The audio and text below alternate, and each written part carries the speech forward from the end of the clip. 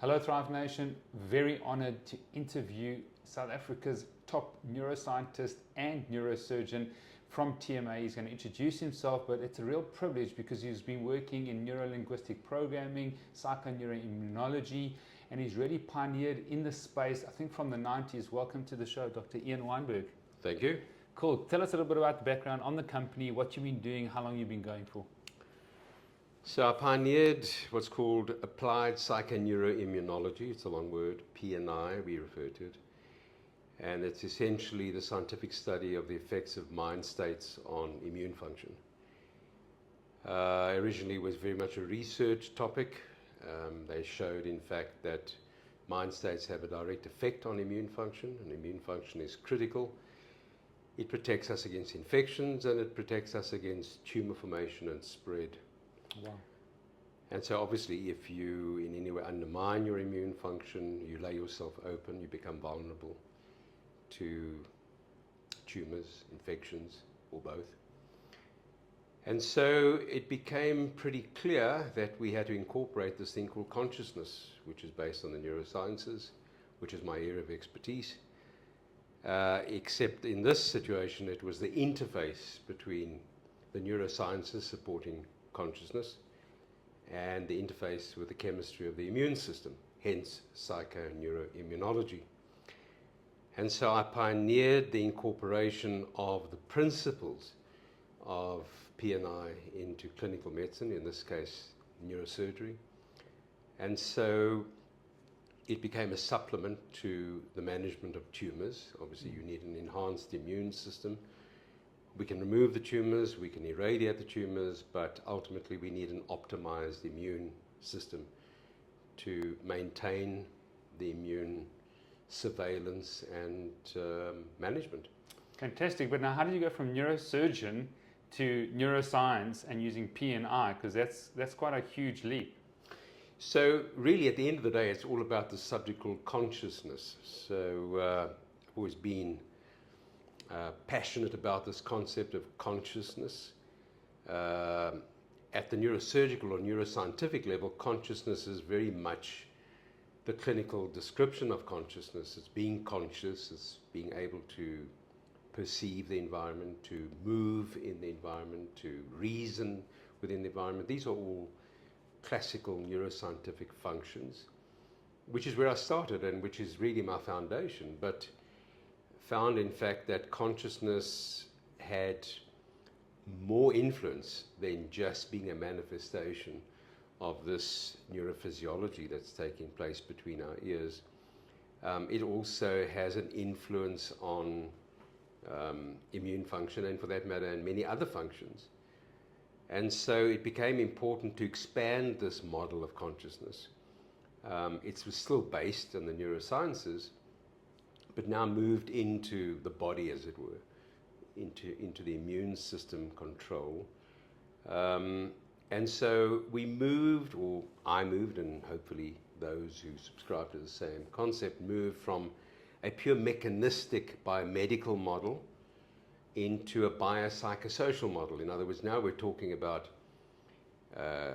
consciousness as reflecting both cognitive function and emotional function, which plugs into immune function and many other organ functions, so that it becomes much more of a holistic type model, but underpinned by consciousness, still consciousness. So for me it was a half a step. It was really a logical half step to go from the pure mechanistic consciousness being a product of the neurosciences and reflecting neurological or manifesting in neurological function or pathology, to one of, well, this consciousness which reflects this neuroscience dynamic has some very important influences on the body structure and function.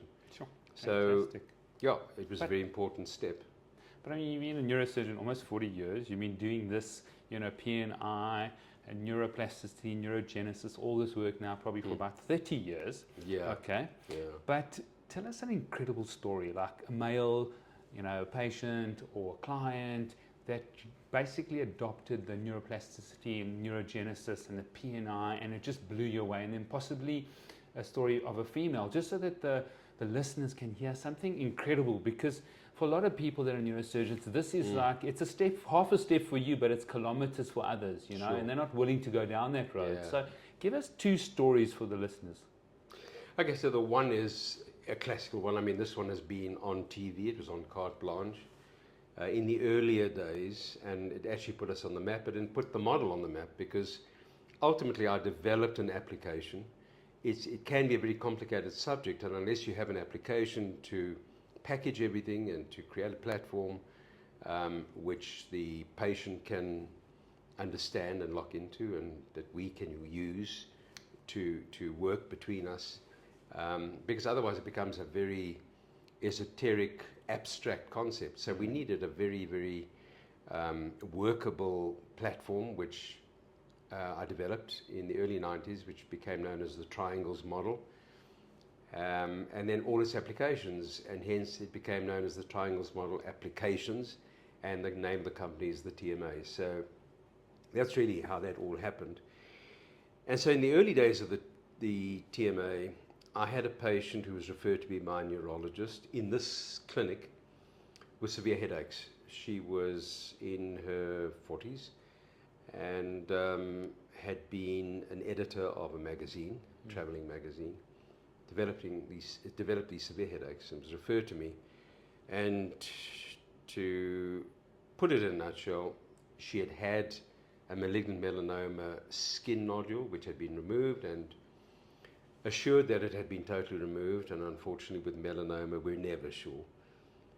And she now presented with 4 secondary melanomas in the brain and 3 in the chest. So from a medical perspective, statistically, her prognosis was not going to be more than 6 weeks to 3 months with that type of picture. And that's with or without treatment.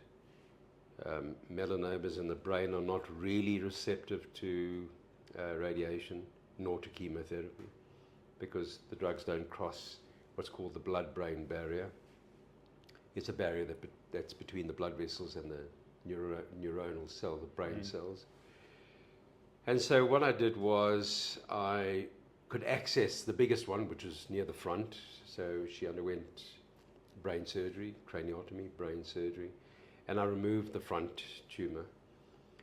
And then applied this PNI program, the triangles model. I applied it to her and supported her in applying it into her life. And it is a pretty comprehensive application. Today, it's many years down the line. It's a very sophisticated program. It's supported by academics with 3 master's degrees behind it. It's been seriously fleshed out with all the neuroscience applicable to it, as well as the immunology, the neuroimmunology that goes with it. So it's a very sophisticated program today. In those days, it was the earlier pioneering days. We're talking about the late 90s, late 1990s. But she applied everything, and I supported her. And while we went through this process, I would rescan her every 2 or 3 months. And with each subsequent scan, the tumors were becoming smaller and smaller, as were the tumors in her chest, for which nothing was really done. She did get chemotherapy, which probably had an effect on the tumors in the chest, but definitely not the ones in the head, in the brain. And to cut a long story short, when I first saw it was February of that year. By the end of November of that year, there was no trace of tumors in her brain or in her chest. So yes, she did get chemotherapy, and she did get localized radiation surgery, but radio surgery or radiation treatment. But we know that with that kind of tumor at that advanced stage, the effects of conventional treatment would have been pretty impotent, basically. Okay. But she did incredibly well. She's still going well now? No. So what happened there was every December there was a little recurrence, and it appeared that it was a personal thing that used to happen every December in family holidays. Sure. such that every January there was that phone call that she'd had another little mishap and there was a new little tumor, and we dealt with it with the ongoing application of the program. On the 1 year, I used radiosurgery, which was a highly focused beam of radiation treatment, which knocked it out. And we went for almost 3 years until she got to a point where she felt that the big thing, the thing that was really knocking her emotionally, she could not transcend. And unfortunately, she developed a recurrence almost within weeks of this mind state developing, which was we call a hopeless, helpless mind state. And then this progressed, and she had a bleed in one of the tumors, which unfortunately happens in melanomas. And she asked me what I proposed that we do, and I said, look, I'm very happy to go in and drain the hemorrhage and try and remove most of that tumor, but that tumor was in what's called an eloquent area. It controlled her arm and leg and to a degree her speech. And she opted, therefore, to throw in the towel, essentially, that she accepted defeat and decided literally to go out gracefully. But the story told you that there was a significant sort of link between mindset and the body's ability to respond to these different sort of archetypes that you speak about? Absolutely. Well, in her particular case, the actual endorsement, the ultimate endorsement of the program of the subject of psychoneuro-immunology, or PNI, was that within days of her deciding to throw in the towel, she broke out in melanomas all over. It was almost as though the immune system was paralyzed, and she literally broke out. That was the ultimate endorsement of the subject. Wow. So, yeah. Okay, so that was a start, a male stories that people can sort of relate to. That was really good for the program. Okay, so on the one hand, I will tell you about a great success, and at the same time I'll tell you about a failure, because I've had more failures than successes, unfortunately. But the successes have been absolutely dramatic. So this is a particular patient, was the early 40s, who was referred to me literally because no one else could cure him anymore, and he was literally sent to me either as a last resort or to prepare him for his death, essentially. And what he had was he had original bowel cancer. Tumors had spread to his liver. He had multiple secondary tumors in the liver. They had tried everything. They had tried chemotherapy, radiation treatment. They'd even tried freezing individual tumors in his liver with no real success. And he was referred here as a last resort. And I went through the whole program with him, and he was one of those who just took to the program, found absolute receptivity with him.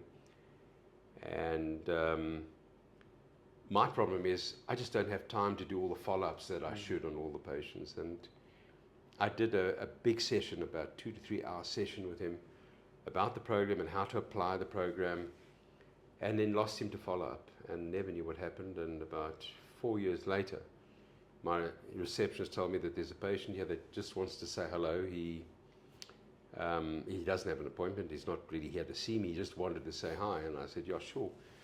And so we opened the door, and he put his head in, and he said, Doc, you may or may not remember me, but I was the guy with the multiple secondaries in the liver.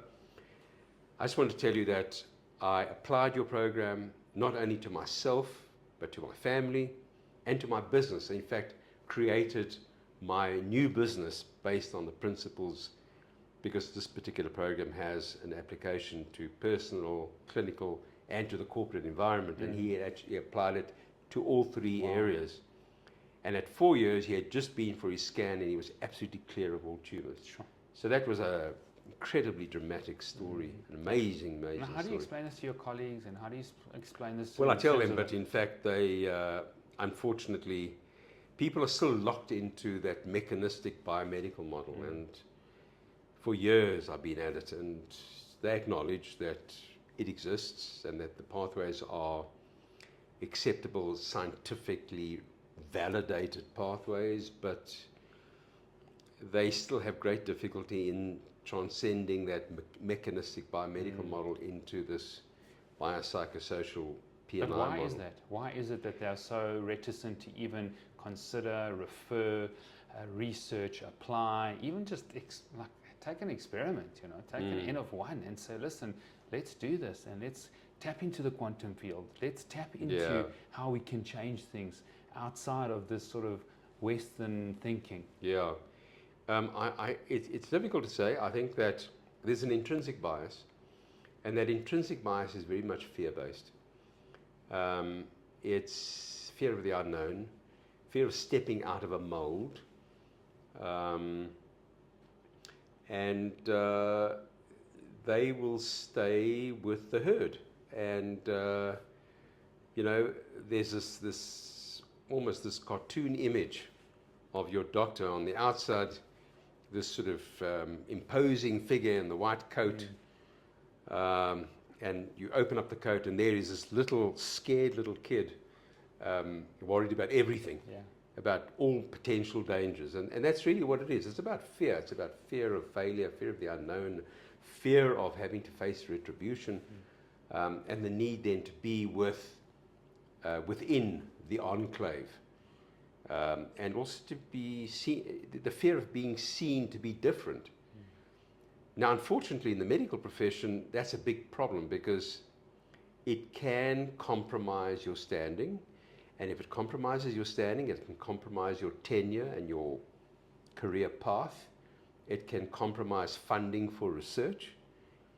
And we've seen that in this whole COVID environment. Absolutely. I mean, if ever this has become starkly illustrated, it had been in this COVID. Because here you had the majority of the profession who feared being different, who feared the unknown, therefore stayed with the dogma of the day, which was the virus and defined in all its ways and its spikes, and the need for the vaccine and the all-powerful pharmaceutical industry which sold the vaccine as being the panacea for the ending of the pandemic. Those of us who have always been skeptic and always been a little averse to inconsistencies started right from the beginning, and it became the anti-narrative. And those multitude, the majority of the profession globally, were scared, feared being different, feared speaking out, feared actually scientific discourse with their colleagues that were questioning to this day. And that's why it became so divisive. So in the behavior of the profession, in this pandemic, is the ultimate illustration of the mind state that has precluded the profession, or individuals in the profession, from making those quantum leaps beyond the enclave. But Dr. Ian, is it nature or nurture that led you to the path to say, I'm going to take half the step, I'm going to move into neuroscience, I'm going to look at neurogenesis, neuroplasticity, look at these different things, rather be curious? I mean, I love your WhatsApp little statement, be curious. Was it nature or nurture? Well, look, at the end of the day, I don't think we need to get caught up in the semantics here, because in my program, in fact, we call it nature-nurture. It's one continuum. Yes. Where does genetics end and formative nurture begin? Well, in this day and age, that's a very blurred zone, because in fact, on the one hand, the DNA molecule is not as fixed as we were led to believe. The DNA molecule changes. New segments get added. I mean, viral infections go into your DNA. I mean, much of our DNA that we've inherited has got viral DNA in it, viral origin DNA. So that's the one hand. And the other thing is that there's this whole subject of epigenetics, where that which is expressed and suppressed varies through life. And so habits, diet, changes what's expressed and suppressed. So DNA is very dynamic. It's a very dynamic molecule. And even emotions have been shown to impact through the inflammatory mediators, impact on the DNA, and also affect what's expressed and what's suppressed. Bearing in mind that you actually, if you're of child rearing age, of child procreation age, you will actually transmit those changes to your offspring. I'm talking about epigenetic changes, not the actual hard DNA molecule, but what's expressed and what's suppressed gets transferred to your kids. So that's on the nature side. On the nurture side, we know that nurture influences on the developing fetus are taking place in utero already. So you can already see, maternal cortisol production affects the developing fetal brain and what's going to be expressed and what's suppressed in the brain in terms of fear. It affects a part of the brain called the amygdala, which is the seat of fear, anxiety, panic, and rage. So that's already being influenced by maternal hormones. So you can already see that the nature-nurture is blurring. So applying this to my own life, I don't know if it started in utero or in an epigenetic situation, but I know that from very, very early years, I was a very curious person. I don't have a great record with authority. My respect for authority has been very, should we say, volatile. Throughout, in every sphere of my life, I have questioned authority. I've never accepted authority. I've always said that that respect is conditional, and it's conditional to it being warranted in the first place. Respect's got to be earned. I don't just respect an individual because of the position that they've got. Long ago, that became something that just didn't work for me. So I've always been curious and I've always been skeptical. And I've not really a fearful person. I'm basically prepared to take on anything. Wow. And I don't care about consequences. Sure.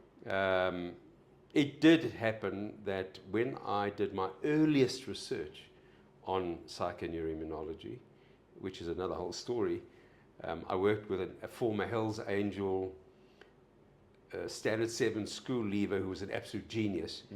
And the two of us worked on some very strange stuff, body electric field stuff and how it related to mind states. Some really amazing stuff. And I wrote a whole monograph on our findings, which was very, very mind-blowing. We worked with state-of-the-art technology dealing with a subject that had never really been investigated.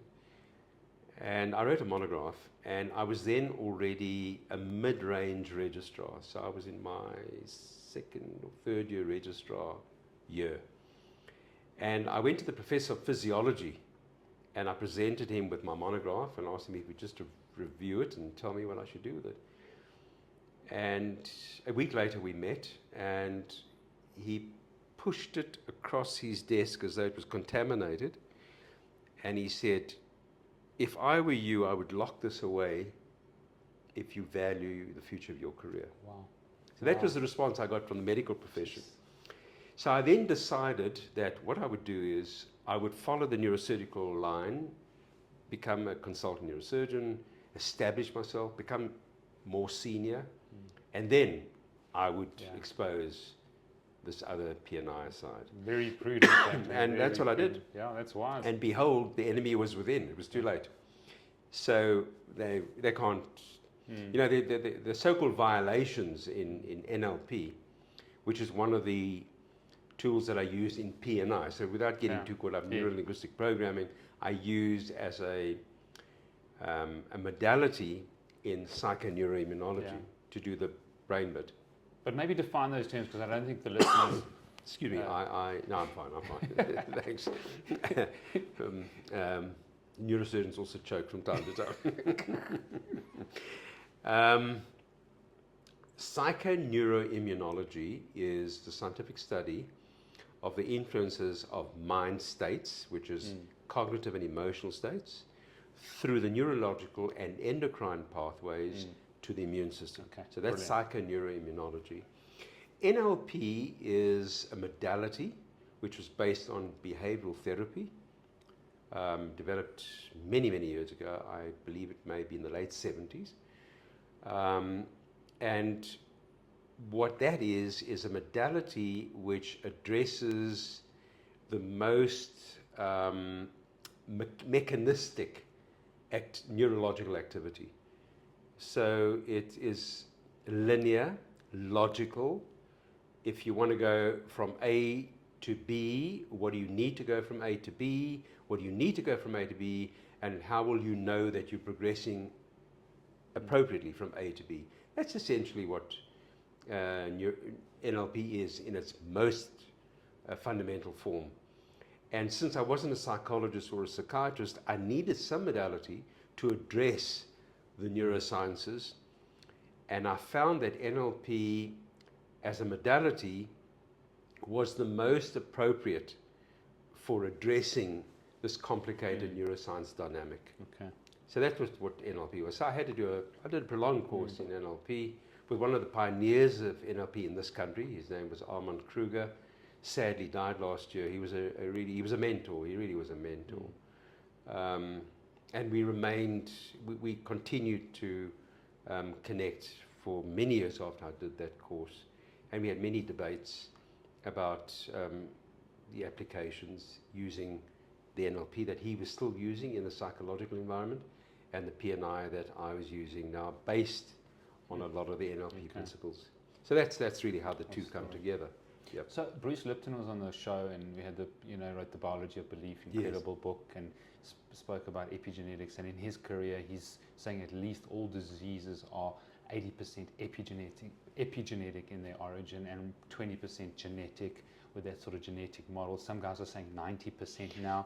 You've got a 40-year career, you've got neuroscience behind you. What would you say is the environment, which is epigenetics, that actually pulls that gun? The genetics load the gun and the epigenetics pull the gun. So what percentage would you say on all chronic disease is based on epigenetics? So first of all, I'm always skeptical about people who use percentages, because we never really know. They say you use only 10% of your brain. That's absolute nonsense. These percentages have been floating around, 80-20. Bruce Lipton's well known for his 80-20 story. Yeah. Bruce Lipton's 80-20 rule applies to those who have self-examined themselves. In other words, have become familiar with who they are, in terms of what you would get from doing a personal mission statement. So according to Bruce Lipton, only 20% of the world's population have actually confronted themselves. I don't know how true that is. I continue to use it because I like Bruce Lipton. I think he's a great guy. So I don't get really caught up in how much of it is genetic and how much is epigenetic. We know that genetics can predispose to many conditions. It's one of our main categories of pathologies is genetic. Epigenetic, well, you see, epigenetic comes very much into my field, but specifically as regards chronic inflammation. So that's one of my special areas, is the understanding of chronic inflammation, what it really is, how it's initiated, and what its effects are. And the real stat, now looking at all our chronic conditions, is that up to 80%, and possibly even more, up to 80% of multiple conditions have a chronic inflammatory foundation. And we know that chronic inflammation, or the inflammatory mediators, interface with DNA, because that's how they replicate themselves. They're actually, I can't remember the actual word from a genetic point of view. They use this terminology, upregulate or downregulate. So they upregulate themselves in the DNA. So for me, the big revelation in all of this is not whether it's genetic or epigenetic, but how much of these conditions, and I'm talking about vascular conditions, cardiac conditions, stroke, neurodegenerative disorders like Alzheimer's, Parkinson's, motor neuron diseases, cancers, many cancers, how much of them have a chronic inflammatory foundation. And for me, that's the revelation, because we know that there is a line coming from mind states, the emotional component of mind states, via the inflammatory mediators to the nuclei of the cells, and that's epigenetic. Okay. Well, maybe let's talk about, because I really believe in health auditing and looking at the biohacking process. Talk a little bit about heart rate variability, HRV, but those inflammatory markers from hs-CRP, maybe GGT, things like interleukin 6, interleukin 10. What are we measuring? Like if someone here has this inflammation, and maybe you can answer this together with the part before, is that The reason I think it's so important for people to understand the environment is people say, my mom or my dad or my grandparents got cancer, they both got it early, it's my genes, there's nothing I can do. But tell us a little bit about your auditing process on inflammation, if it's that important. So, inflammation is something we've spent years on. Well, I have. So we work on three mediators, primarily three mediators. It's interleukin 1b, interleukin 6, and tumor necrosing factor alpha. That's those three that are the critical components of chronic inflammation. And a lot of the medication that's being used is to block tumor necrosing factor alpha. So people who have rheumatoid arthritis and people who have other autoimmune conditions, they're trying to modulate the excessive inflammatory activity. They will block tumor necrosing factor alpha. So they would block, I don't know what percentage of the inflammatory mediators tumor necrosing factor alpha, tumor necrosing factor alpha comprises, but a lot of the pharmaceuticals are directed at blocking tumor necrosing factor alpha, and more recently the biologics, which are the monoclonal antibodies, are directed at blocking tumor necrosing factor alpha receptors. So what happens there is, yes, you diminish the inflammation to a great degree, but you also compromise the immune system. And so, yes, the downside of that is, with a compromised immune system, you lay these people open to infections and in certain cases tumors. So one has to be very careful with this modulation, and that's why I had gone to the source, which is the mind state, knowing that it interfaces with the mediators. And by the way, we can monitor this, the degree of inflammation, chronic inflammation, by doing what's called the CRP. And we can get the highly sensitive CRP. And CRP is produced in the liver as a result of levels of interleukin 6. Interleukin 6 is the one that's produced by the liver in response to, it manifests the CRP. So when you're doing a CRP, you're predominantly looking at interleukin 6. We actually tried to do a study, an inflammatory study, obviously looking at CRP, but also looking at levels of cortisol, because cortisol is raised in these conditions. And one of the questions that has often arisen is, if cortisol is raised in conditions of chronic inflammation, don't you use cortisone to suppress inflammation? Which is correct, and the astute people do pick that up. But what happens with chronic inflammation is it notches up the feedback system such that endogenous or body-produced cortisol does not switch off the inflammation, but raised cortisol affects immunity. So we have these complicated dynamics. This didn't work well for the COVID environment. So people who then went into, and I'm going to now illustrate the whole dynamic, and it's a very complicated dynamic, but COVID allowed us to illustrate all these components. So you had, and this might sound revelationary to you, but knowing that I was involved with P&I, I would go into the COVID ICU, COVID high care, and I would question the staff about the mind states of the patients and who was actually succumbing to the condition, who was deteriorating and often dying. And the mind states were one of extreme fear, and this had unfortunately been implanted by the scenes on TV of people being rushed into hospital and ICUs and dying and ventilated. And the other group that were dying were people that had thrown in the towel. They had gone into hopeless, helpless, which is a particular mind state that we deal with in the particular program. Fear is a bad one, because what fear does is it causes high levels of adrenaline secretion. And high levels of adrenaline secretion impact on immune function. They also contribute to chronic inflammation. So what you had here was people whose immune function was impaired because of the extreme fear, allowed viral infection and illness, and then the raised inflammatory component kicked in after the virus was out and overheated the immune system, so you had your cytokine storm equivalent. And that actually was the thing that caused the death for so many people, was the overheated immune system. And we could see the causes for both at mind state level. I'm not saying that the mind states were the cause of them getting infection or succumbing to the infection, but it definitely didn't help.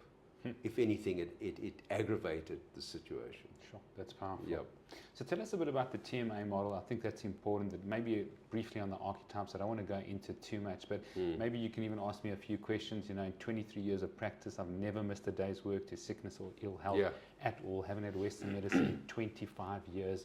Right. It's something that, you know, even if I get like a little bit of a food poisoning, that somehow I can vomit it out and I just see myself the next day there.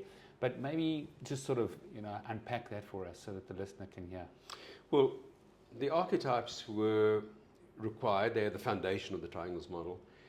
And what we needed to do was we needed to profile individuals based on their nature-nurture origins, their life narratives, their chemistry, and ultimately how they functioned in the current environment.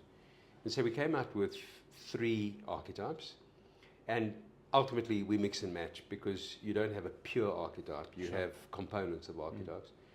And so the gold standard was the alpha type. The alpha type had a very healthy, comprehensive nature-nurture origin. Their nurture needs were appeased early. They had very little delay in having their needs met. They became self-assured, optimistic, driven, sensitive to the environment, empathic to the environment, and their self-assuredness and their courage, they're also very courageous, gave rise to the mentor types, big picture, sensitivity, leaders, true leaders, people who valued, who expressed gratitude, and who experienced success. So that's basically your gold standard. Then there was the middle type that experienced some delay in getting their nurture needs met. They developed this fear of not getting their needs met, and so they became fearful, and their entire lives, the entire narrative, the entire environment crunched down to my needs, because now it was this fear of not getting needs met, feared their needs not being met, and so they ignored the greater part of the environment for establishing some kind of strategy of getting their needs met. That became the focus of their entire lives, and they became adults, and the children very rarely changed when they became adults, and so they were fear of failure, need to get my needs met. Getting my needs met is my paramount function, and often at the expense of others and the environment that was not directly conducive to getting their needs met. So they became very judgmental of everything that was outside of their worldview. Their worldview was all about getting my needs met, fear of not getting my needs met, fear of not being recognized, which all came from that delay in getting their needs met in their nurture environment. And that was the Bravo type. So the first one was the Alpha type. This was the Bravo type. And the call sign of the Bravo is, if you want something done by Bravo, they will come with their call sign, which is, what's in it for me? Okay. That's your classical Bravo. They're highly efficient. They drive the world, but it's all about secondary gain. That's critical. And then you have your third type, which is the extreme deprivation type, who didn't get their needs met. In spite of developing strategies in order to try and get their needs met, they had either absent mothers or primary caregivers. whoever their primary caregiver was, or caregivers that were too preoccupied with their own lives and to the detriment of their nurture requirements. And so they then experienced this narrative of, what's the use of even trying? I never get my needs met.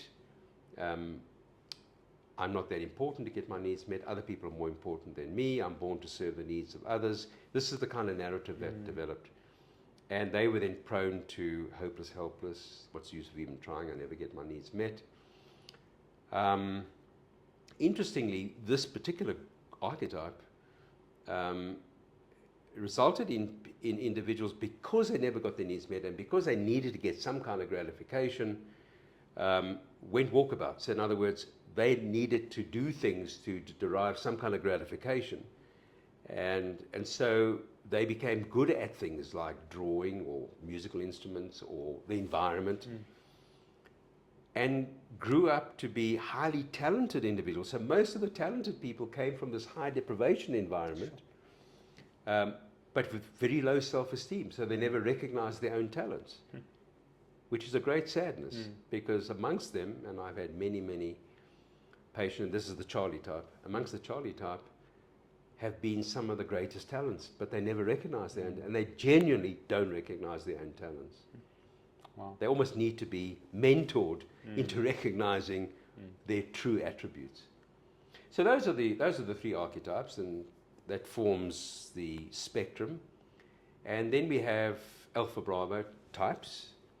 Those are your true leaders. In other words, Alpha, big picture sensitivity, connected to the big world, self-assured, courageous, but having had their hand on the wheel. They've been at the coalface. A pure Alpha doesn't really know what it's like to be at the coalface because they never had to be there.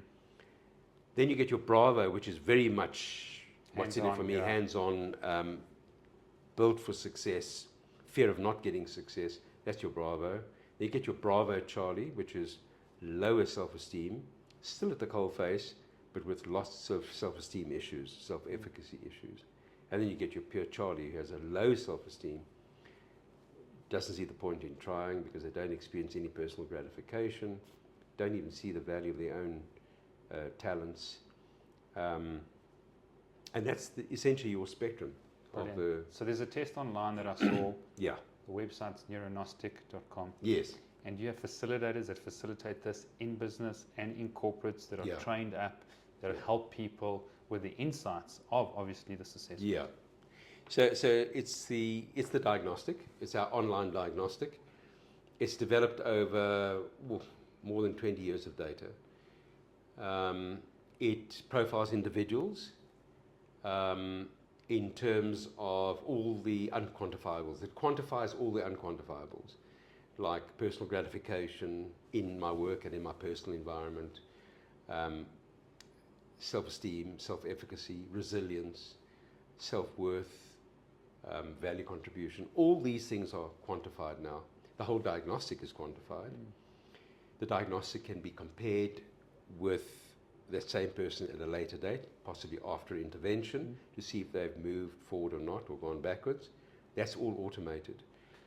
So based on my involvement with the corporate and specifically in the mines, so my involvement with firstly with the financial environment and then the mines required something more than just the quantification of an individual's profiling, which is the diagnostic. They wanted big data.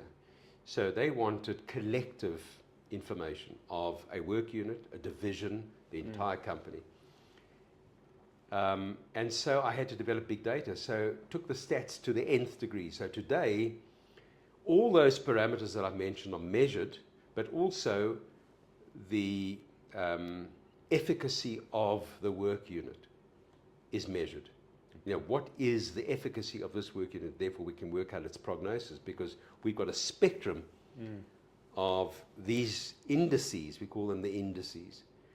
And that tells us if this company has a good or a bad prognosis based on its people situation as seen in this quantification. So we generate big data as well. And all those big data can be monitored and compared with subsequent testing. We see if the company's moving in a positive, negative, or staying the same direction. Brilliant. And what are some of the interventions? Obviously, you said one of the modalities is NLP, and then you use other modalities. No, we don't use NLP as an intervention. Okay. So our intervention, it's got a bit of NLP in it from the old days, but our intervention is called neuromodulation. It is the only program in the world that uses neuromodulation. So neuromodulation is my prize child that I birthed. And the reason why it's unique is because neuromodulation comes straight out of neurosurgery. Okay. So neuromodulation in neurosurgery is the implanting of electrodes into very specific areas of the brain to elicit specific outcomes.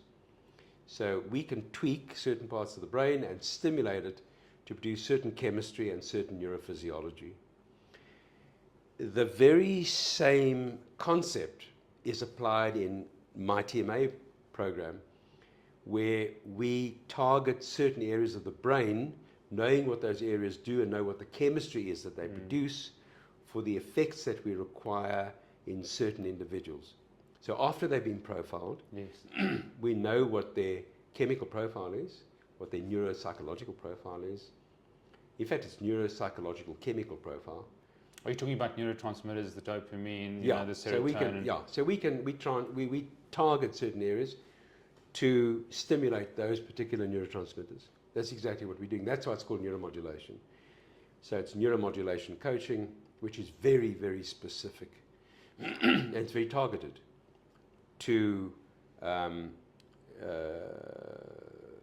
kickstart, to activate those particular areas to produce what we need them to produce, and to suppress other areas, because we know that certain areas get stimulated and certain areas get suppressed by configurations of chemistry. Okay, so someone like myself goes through the test, but then you're so trained now, would you be able to say, okay, you're this type of archetype, this is the type of person you are, ask a couple of questions, and then say, okay, your dopamine's too high compared to your oxytocin, or your acetylcholine's a problem, or how would you do it? Like, just have a quick example now. Well, look, I know that by looking at a diagnostic result, based on all the work that's been done underpinning the diagnostic, I know exactly what kind of a chemical profile we've got. And I know where the problem lies and what has to be tweaked and what has to be suppressed. But that's so profound, because if we look at dopamine and what's happening now with social media and this dopaminergic society we're living in, and everybody wants a dopamine hit, I mean, this is huge, because if you've got that profile, then you can really balance out whether the person is deficient or excess in. Yeah. So that's what we do. But bearing in mind, if you use the word dopamine or the concept of dopamine, it's a very, very big concept in the context of this particular model, because dopamine can drop either as a result of your nature-nurture origins and your subsequent life narrative, as well as by a situational development in the current environment. Okay. That ultimately the brain has a certain setting that it needs dopamine above a certain level, and if it drops below that level, you need to do things to push your dopamine levels up, hence the addictions. Okay. So the addictions usually develop in individuals that have got a nature-nurture configuration that's resulted in a chronically diminished dopamine situation. Okay. So we need to direct ourselves at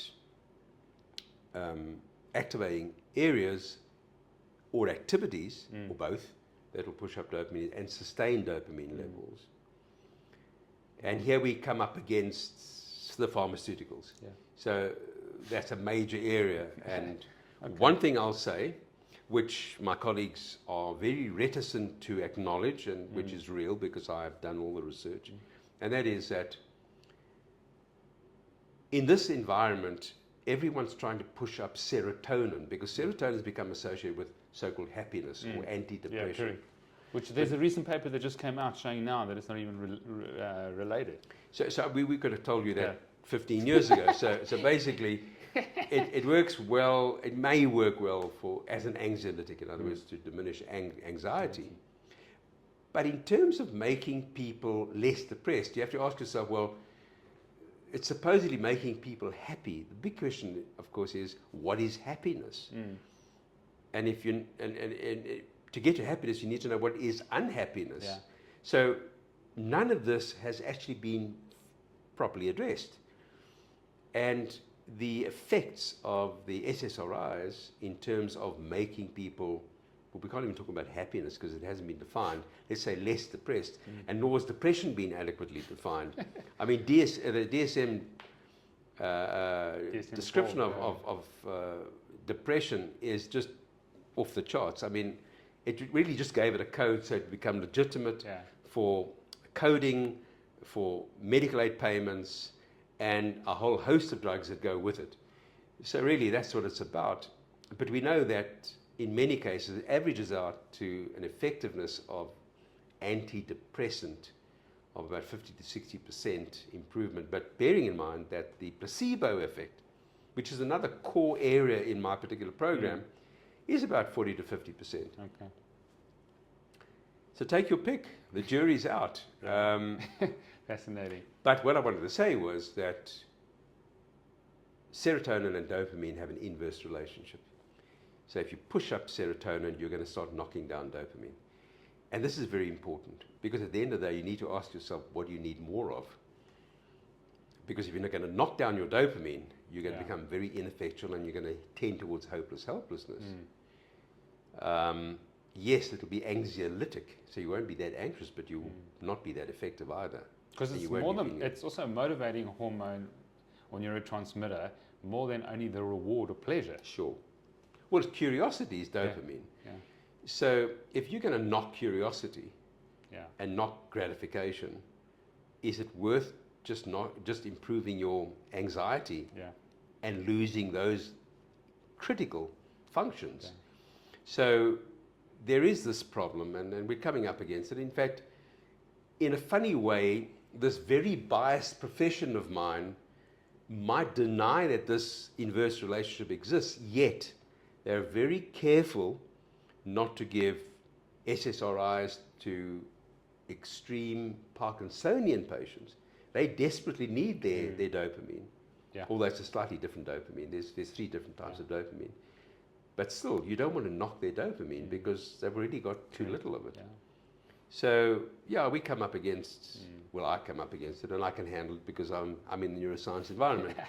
So, I know these things and I'm doing neuromodulation with great respect for the neurotransmitters and the pharmaceuticals that are going with it.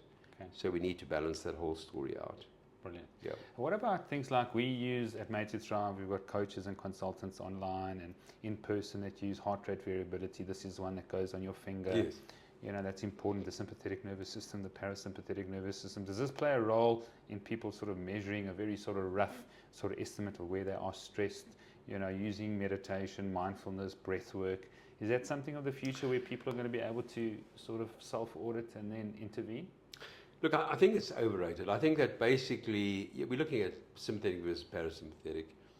Variability is going to come from a healthy parasympathetic, and if you've got too much sympathetic, you're going to lose your variability. So from that perspective, if you really need to know that, fine, you get that feedback if you need it. But we're going way with the diagnostic, we're going way beyond this. Yeah.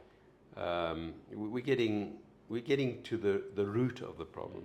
Whereas the variability is a manifestation of the problem. And I think that many other things also reflect the degree of extreme sympathetic activities such as blood pressure, pulse.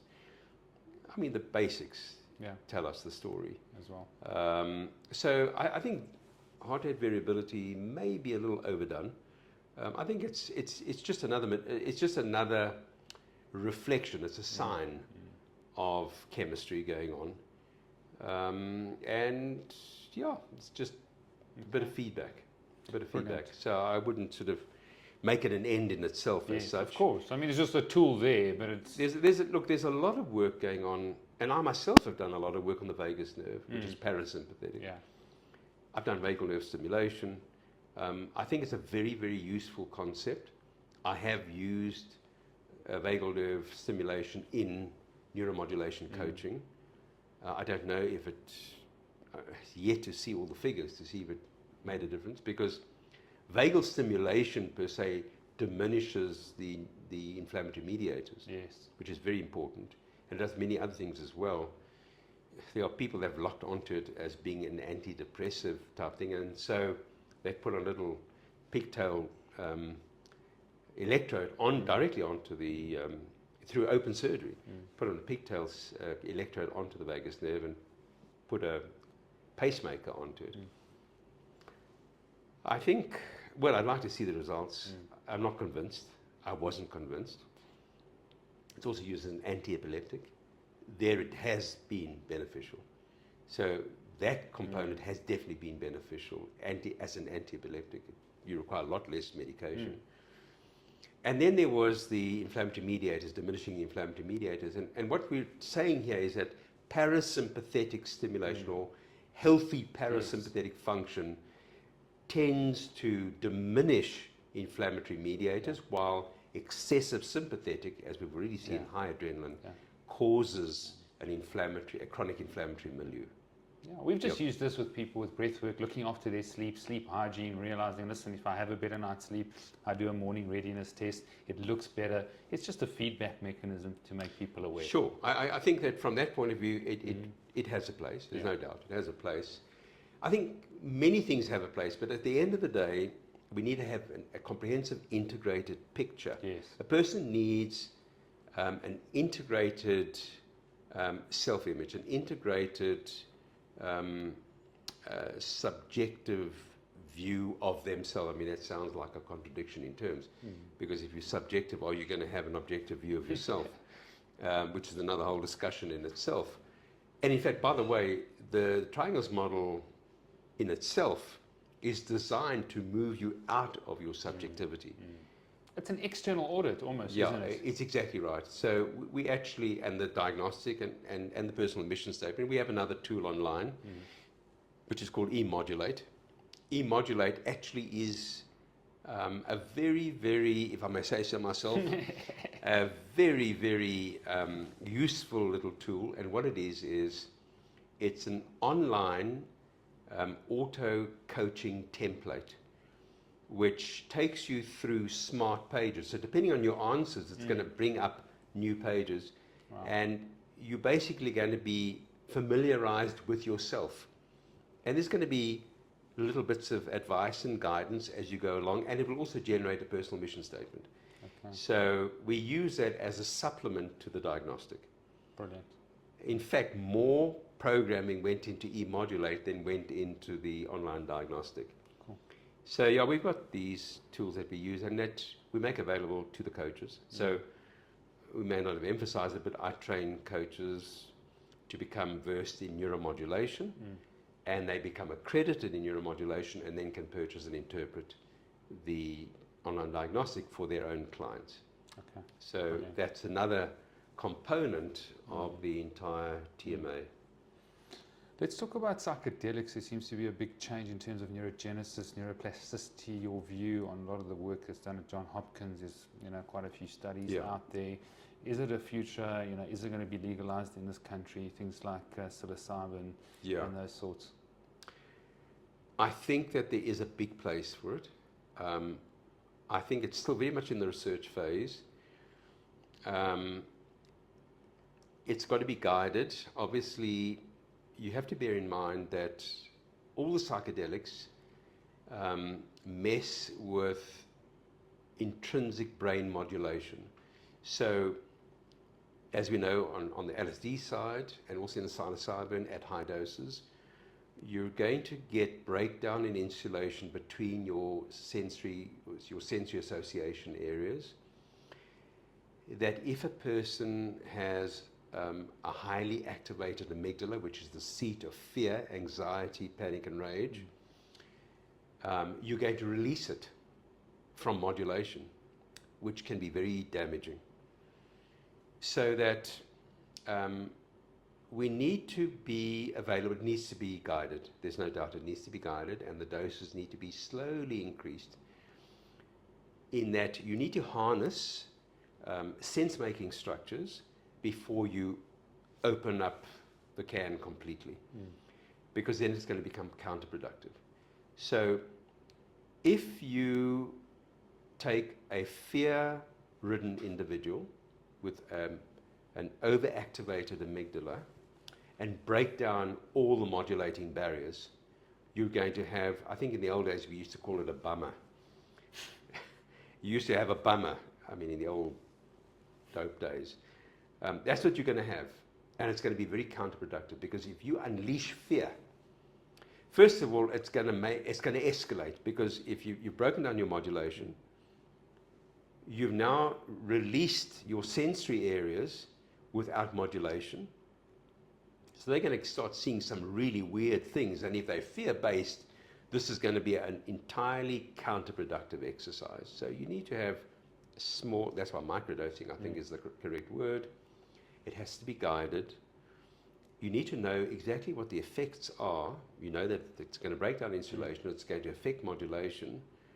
But often that's going to be productive if a person, say an obsessive compulsive type personality, has been imprisoned by their own fear. So small doses will allow that to loosen up, and through certain, with ongoing guidance, might allow advantageous and what's the right word that I'm looking for? More than just advantageous, resourceful circuitry to become activated, which wouldn't have been otherwise, because it's been deeply suppressed out of fear. So on the one hand, you've got this fear center. On the other hand, you've got all its manifestations, which have severely imprisoned the person in this neurochemical straitjacket. So you're going to loosen it up a bit, but bearing in mind that there is an activated fear environment, fear area. So if you can actually bring out dopamine, gratification, maybe some curiosity, keep that amygdala under control to a degree, and allow other circuitry out, resourceful circuitry, even circuitry that needs to be addressed and wasn't addressed out of fear. This is where the microdosing really starts finding its own. And I think there's a great future. Personally, I think there's a great future for microdosing of psychedelics, but with the right guidance and management. Great. Coming to the end of the show, two things. I see you very active on LinkedIn in terms of the COVID narrative. I'm also part of Panda, just looking at that whole process for what's happening, the Great Reset or the Great Robbery, in terms of what's happening. There seems to be so much despair, fear out there. Give a message of hope, because I don't see a huge collective consciousness rising, in the world. I see more people enslaved to, financial debt, enslaved to sickness, disease, ill health. I'd possibly share a message of hope, because I think a lot of people are desperate out there. Well, let me correct you. I was very active on LinkedIn up until yesterday. So yesterday, for the second time, I was restricted and essentially banned. So basically, this is unfortunately where we're living. We're living in an age of extreme censure. Everything I say is backed up by medical literature. Unfortunately, we have a prevailing narrative, and the narrative is very averse to inducing vax hesitancy. And so those of us who have questioned from the beginning have been subject to great amounts of censure, and it reached the height yesterday. So I'm off LinkedIn, and I think it's a bit of a relief, because I've had to watch all the time what I'm saying, and it's crazy. So I've got my blog site, my Substack site, which I can write freely, and I do write freely. But what has emerged from this pandemic situation is a network of people, not just medical or the profession as such, the medical, paramedical, but an enormous amount of people from the lay public environment, all sharing a similar aspiration, and that is the human spirit. We acknowledge that we are incredible people, that we have this enormous potential, we have evolved so much, and we have so much to share and to give. And we've seen the best of humanity. We've seen the reasoning ability, the gratification that's derived from developing the understanding, from sharing the understanding, from formulating concepts and sharing concepts, from seeing it becoming a reality, and maintaining our sensitivity and our empathy with the environment. And so the human being, unfettered by this censure and this tyranny that's manifests itself as a result of the controlled environment that we've been in, we've seen the reaction to that. We've seen the best of humanity, and we're seeing incredible innovation and creativity, both in terms of the written word, the thought word, the written word, the shared word, but also in the development of systems supporting the best of humanity. But this is a birthing process. We're going through a birthing. This is really the end of an era and the beginning of a new one. And all birthing has pain, and we've lost our frame of reference. Everything's changed. Nothing is the same, and nothing will be the same. But it is a crucible. It's heated up, and crucibles in chemistry are breaking down bonds that are weakened or no longer serve a function, and creating new bonds for something which is going to evolve and sustain us in a new environment. And I'm incredibly excited by this new environment that is emerging, by this new species of human being that's emerging. It's an innovative, wise, questioning, curious, empathic individual that is wanting to contribute value to themselves, to those close to them, to the environment. We're seeing that, and that individual is networking with like-minded individuals.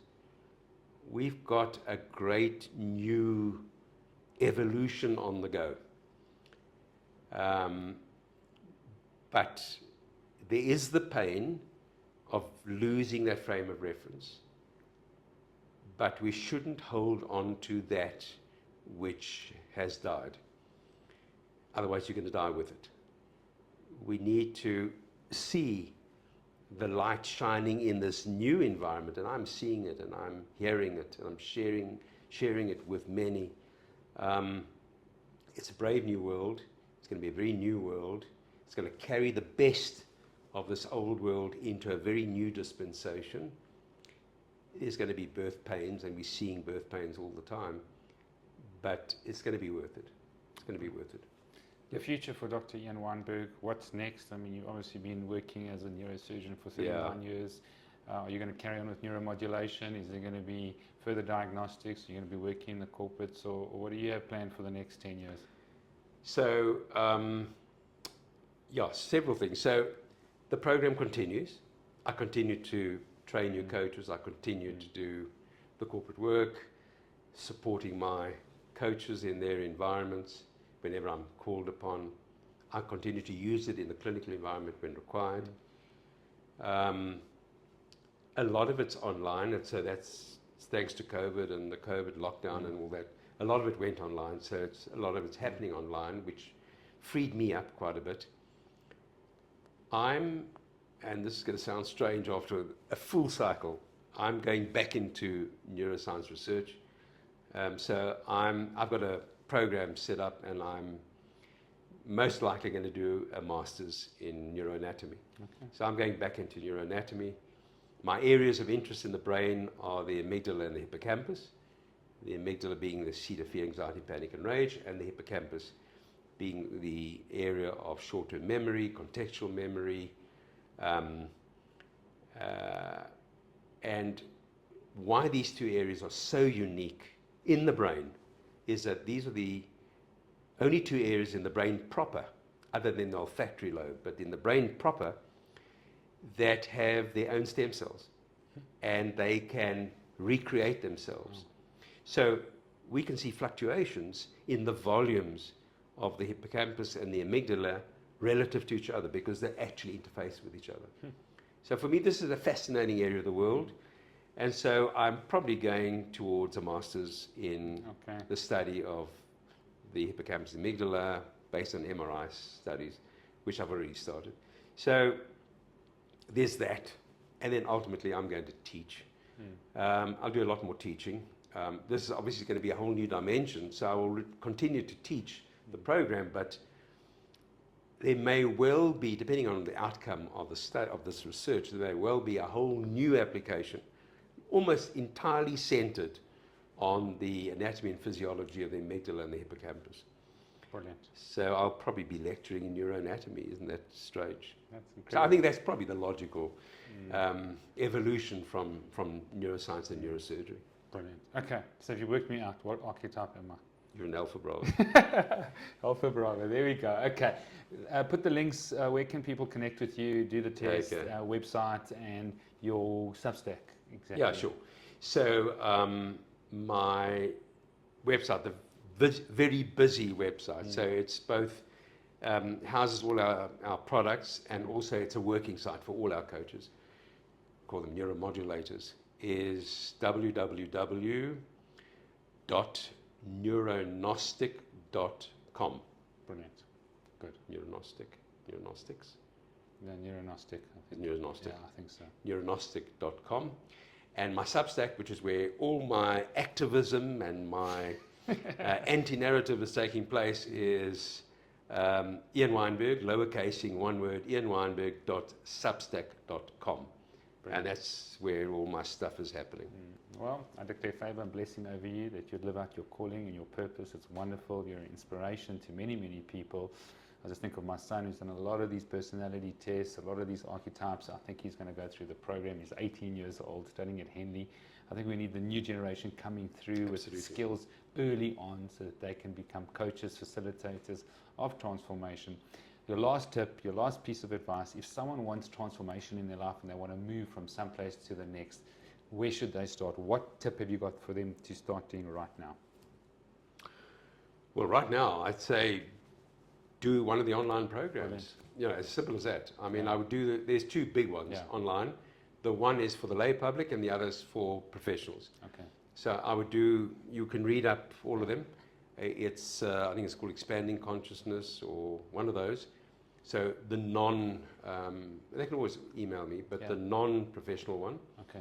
And for professionals who want to add on or go into this as an end in itself, there is the neuromodulation accreditation course. Brilliant. So the courses are all online.